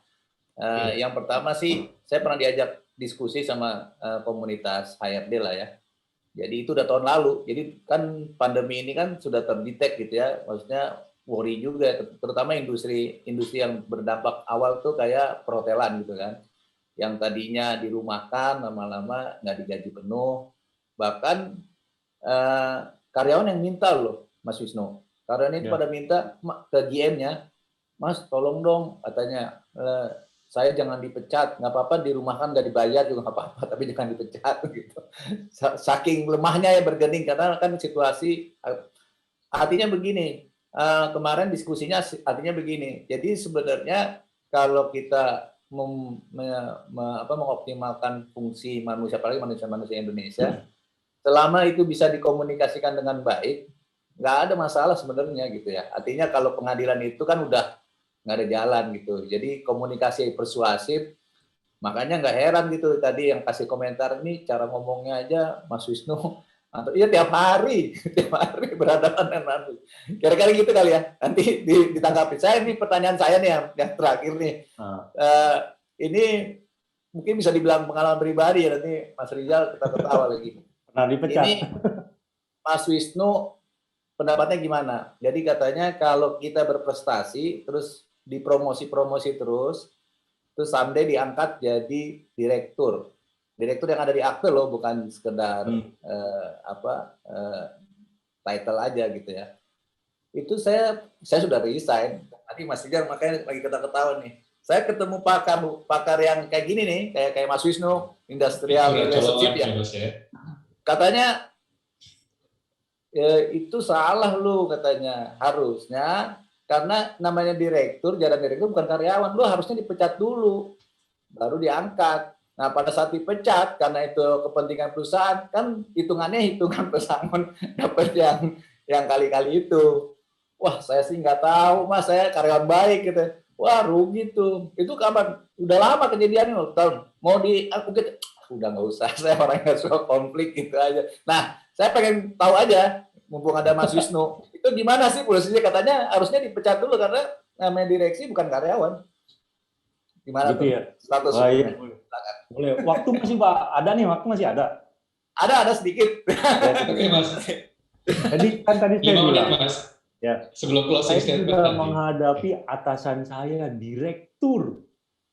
Hmm. Pertanyaannya, kalau direktur udah putus hubungan kerja, di treatmentnya pakai pesangon undang-undang tenaga kerja atau bukan? Yang uang pesangon, uang jasa dan sebagainya. Ternyata bukan, pakai undang-undang PT. Oh, Di dalam undang-undang PT benar dipecat, diangkat karena ada RUPS, gitu ya. Problemnya, gitu ya, undang-undang PT nggak mengatur berapa jumlah pengali uang pemberhentiannya. Nah, saya yang ditanya gitu nggak ada rujukannya, saya bilang ya minimal mungkin undang-undang tenaga kerja gitu. Dihitung semua, direktur udah kerja ada 10 tahun lebih, berarti udah maksimal tuh. Kalau undang-undang tenaga kerja tuh udah 32 kali gaji. Kalau gajinya UMP mungkin masih sanggup perusahaan. Kalau gajinya direktur besar gitu. Itu yang minimal gitu. Nah, berarti kan si direktur itu harus, nah, saya pinjam bahasa Mas Bambang nih, komunikasikan ke pemegang saham. Saya diangkat, nanti kalau saya dipecat atau diberhentikan gitu ya, kira-kira saya dapat apa gitu, apakah dikasih saham atau dikasih kompensasi, ngomong di depan gitu. Cuman problemnya kan karena kita lagi butuh, ngomongnya rada malu nih gitu. Nah, itu sampai ke tripartit, ke dinas. Yang repotnya lagi, karena kami ada grup gitu, direktur A itu juga merangkap jadi direktur di perusahaan B. Kalau di A udah dibayar gitu ya, dengan kompensasi istilah kami ya, karena nggak ada uang pesangon dan nggak ditulis juga di RUPS, di PT, undang-undang PT, kompensasi sekian dibicarain, itu saya ikut ngomong tuh, begini nih Pak, begini nih gimana Pak, gitu ya, perusahaan lagi booming kan Bapak tahu sendiri tiap tahun growth kita berapa, omong bolak-balik sambil bercanda ketawa gini, ya sudahlah ngomongin deh sama direktur yang baru, nah enak. Terus yang perusahaan berikut gimana? Nah lo kan Bapak diminta bantu, iya sekarang minta bantu, kompensasinya apa? Nggak bisa Pak, dituntut kami. Kurang lebih gitu. Memang komunikasi yang baik enak, 2 kata komunikasi yang baik, tapi prakteknya setengah mati. Iya, kejawab ya Mas Bis ya. Iya, artinya jangan diartikan perusahaan menzolimi itu karena ketidaktahuan karyawan. Berarti harus sering-sering ngadain tadi seminar nih biar karyawan juga ngerti. Oke, Mas Wisnu, Mas Bis, kita sudah ada di penghujung sesi seminar hari ini dan saya minta sama Mas Wisnu buat ngasih closing statement ya Mas ya, sebelum kita nanti akhiri dan kita foto bersama. Ya. Silakan Mas Wisnu. 2 hal aja. Yang pertama, bicara sebagai pekerja. Kalau perusahaan sudah membuat satu aturan main, menjelaskannya kepada pekerja, dalam hal ini karyawan, gitu. Saya kira karyawan juga tidak meminta yang aneh-aneh, bicara yang normatif aja, udah gaji dan sebagainya, kesejahteraan kalau ada untung, gitu ya. Nah, karena saya alami sendiri gitu ya, saya lihat serikat pekerja, pengurus, sebagainya, hari ini saya ketemu, besok ketemu, kesejahteraannya memang masih di bawah minimal, gitu ya. Beruntungnya kami udah punya komunikasi, udah ceritakan kondisi yang baik, jadi mereka bisa paham ya, kurang lebih mereka punya kesimpulan ya mungkin perusahaan kita di perusahaannya lagi begini gitu. Itu udah satu yang baik sekali gitu ya. Nah, yang kedua gitu. Kalau kemudian ada satu perselisihan gitu ya, kita harus menyiapkan satu dokumen perjanjian, satu kronologis cerita, satu bukti-bukti bahwa memang ada hak yang dilanggar oleh perusahaan. Itu. Sebaliknya, saya juga dari posisi perusahaan. Apabila itu mengada-ngada, perusahaan juga harus punya bukti, dokumen bahwa aturan komunikasi dari yang ngomong baik-baik, meeting, ngajak bicara, bikin notulennya. Sampai yang agak keras, dikasih SP, yang berantem tadi tuh, SP-nya 1 dulu, nggak boleh langsung 3. SP 1, berapa bulan kemudian 2, 3, baru boleh PHK. Kalau itu tidak dilakukan, gitu ya, nanti persoalan-persoalan kecil dibumbuin macam-macam, diintervensi oleh orang menjadi satu hal yang merepotkan. Bapak, Ibu, saya sangat paham kalau perusahaannya sedikit gampang aturnya, jumlah karyawannya. Tapi kalau udah di atas 500 orang, luar biasa. Isi kepalanya beda-beda. Jadi itu saja, ya memang komunikasi saya setuju, tapi nggak bisa bicaranya di hilir. Harus dimulai dari hulu, harus dimulai bisa diantisipasi potensi masalahnya seperti apa. Kurang lebih seperti itu, Mas Budi. Oke, terima kasih banyak Mas Wisnu. Mas, satu lagi Mas.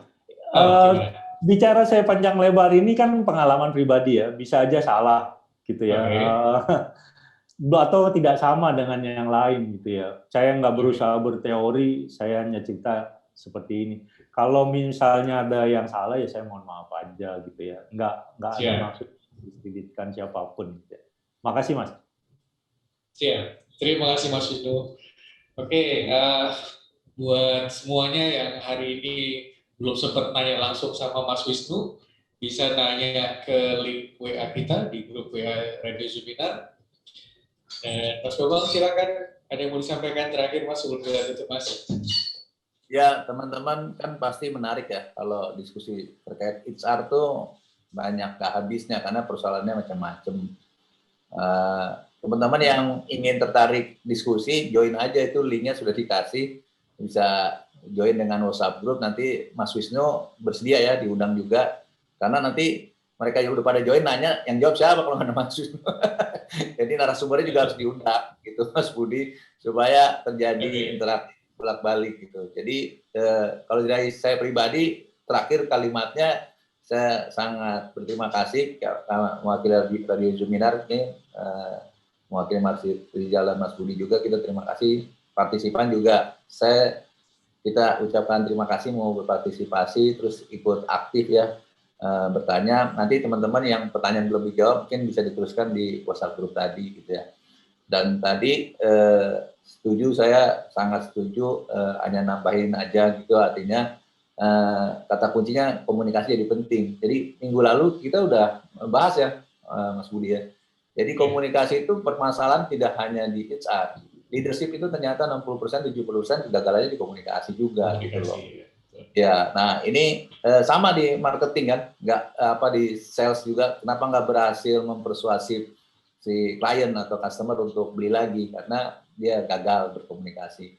Jadi ternyata ada benang merahnya. Seperti tadi Mas Wisnu, iya kalau perusahaan cuma 10-20 karyawannya kalau udah ribuan, ya puluhan ribu kan, sebenarnya makin kompleks karena every brand is unique, setiap orang unik. Apalagi kemarin kita hubungi dengan perubahan ya, perubahan terus terjadi dan semakin cepat terjadi. Ada istilah VUCA, tuna dan seterusnya, bergejolak, penuh ketidakpastian, kompleks, ambigu. Tapi yang bikin makin kompleks itu kemajuan teknologi informasi, di mana semua orang sekarang bisa mengakses informasi, mempunyai hak yang sama, sehingga kesulitan komunikasi itu tantangannya lebih tinggi karena orangnya tadi seperti Mas Wisnu bilang, orangnya macam-macam gitu kan. Jadi variannya semakin kompleks, nggak sekedar bineka tunggal ika zaman dulu terus Indonesia ya, hanya beda suku, agama, ras, tapi tadi dia semua orang bisa akses informasi dengan kemampuan literasi baca yang berbeda, kemampuan latar belakang pendidikan berbeda, dengan sama belief-nya kali juga keyakinan yang berbeda, sehingga kadang-kadang tadi ngotot gitu kan. Kalau sama-sama merasa benar gimana, nggak bakal ketemu gitu. Tapi kalau misalnya dia bisa berkomunikasi tetap gitu ya, walaupun kata Mas Wisnu itu teorinya ya, prakteknya di hari-hari juga nggak mudah gitu. Apalagi orang udah ngomongnya udah marah-marah mau gimana gitu. Itu aja sih lesson learn-nya ya hari ini. Terima kasih Mas Wisnu, keren banget. Mudah-mudahan nanti mungkin kita kadang-kadang Mas Rizal undang lagi nih Mas Wisnu nih kapan nih untuk topik-topik yang terkait dengan HR, karena pasti masih banyak nih mau nanya sebenarnya, gitu ya kira-kira. Terima kasih. Ya, oke, Mas Wisnu, atas nama Radio Seminar kami mengucapkan terima kasih atas sharing sore ini, Mas Wisnu. Mudah-mudahan apa yang Mas Wisnu sampaikan bermanfaat buat kita semua. Itu juga jadi ladang pahala buat Mas Wisnu ya, terutama buat kita-kita nih, kami-kami yang secara knowledge, secara pemahaman masih belum terlalu banyak mengerti tentang ketenaga kerjaan. Kayaknya Mas Rizal mau ngomong tuh. Mas Rizal kayaknya mau bicara deh. Semua. Mas Rizal mungkin masih sahabat lamanya kayak itu. Ya. Mas Rizal mau disampaikan? Ya, saya ingin mengucapkan terima kasih sama sahabat baik saya, Mas Wisnu Wardana. Ini teman sekolah yang kalau saya jadi ketua, dia jadi wakil. Makanya dia terobsesi jadi ketua. Waktu zaman kuliah S2, akhirnya dia berhasil menjadi ketua kelas. Mas Wisnu, terima kasih. Ini, oh ya Pak Rusmaji, Pak Wisnu ini budut 86, Pak Rusmaji. Budut 86, ya. Mungkin sekalian foto-foto kali ya, masih ada 23 orang tuh. Tadi lupa kita. Buat yang lain, silakan videonya di-on-in, kita foto bareng ya. Akan dipandu sama Mas Ilham ya. Silakan Mas Ilham.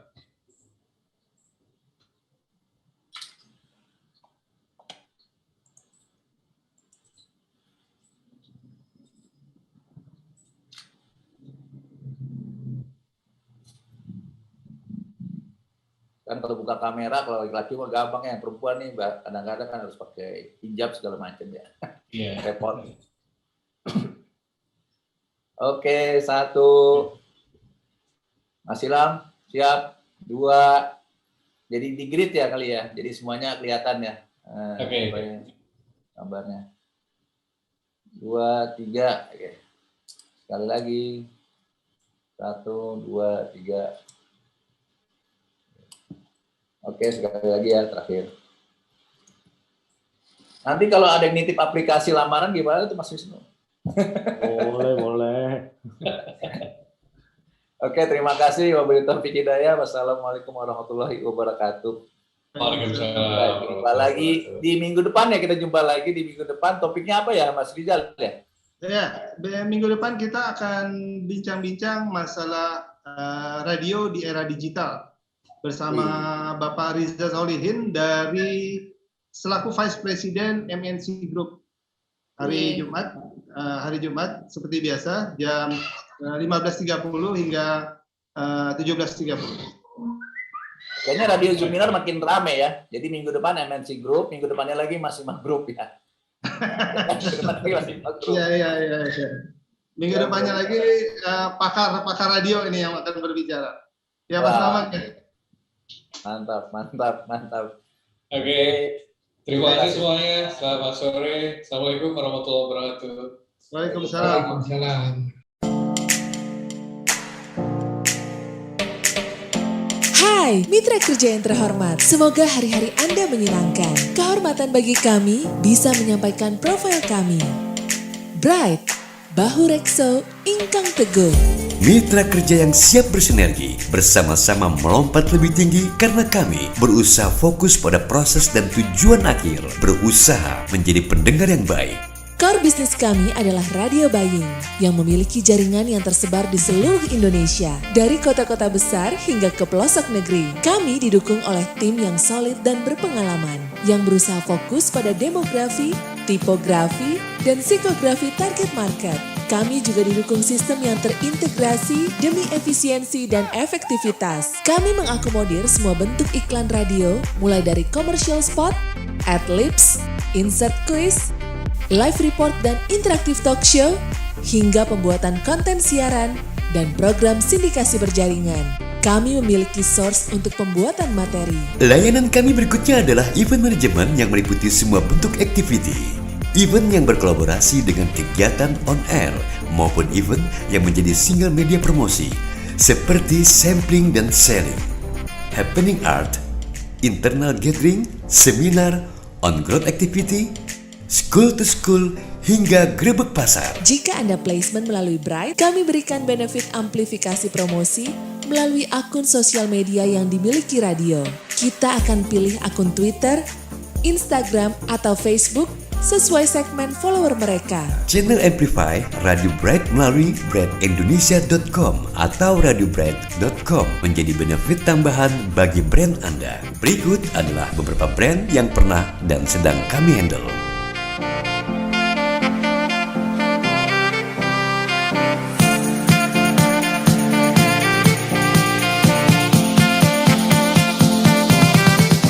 Mohon maaf apabila brand Anda belum kami masukkan dalam profil kami. Jadi, mari berkolaborasi.